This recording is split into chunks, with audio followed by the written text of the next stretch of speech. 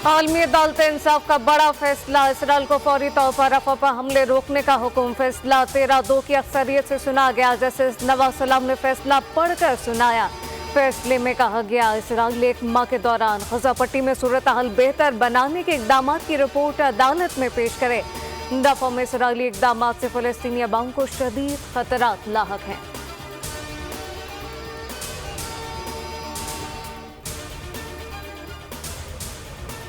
और इस्लामाबाद हाईकोर्ट लापता शाह अहमद फराज की बाजियाबी का केस। ISI और MI के सेक्टर कमांडर डायरेक्टर IB तलब तहरीरी हुक्मनामा जारी। तीनों को आइंदा समात 29 मई को ज़ाती हैसियत में तलब किया गया। पहली मरतबा उर्दू में 8 सफ़ात पर मुश्तमिल तहरीरी हुक्मनामा जारी किया गया।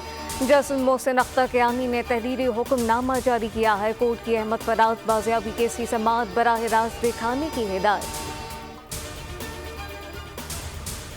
सदर रईसी को मशहद मुक़द्दस में इमाम अली रज़ा के रौज़े के अहाते में सुपुर्द खाक कर दिया गया।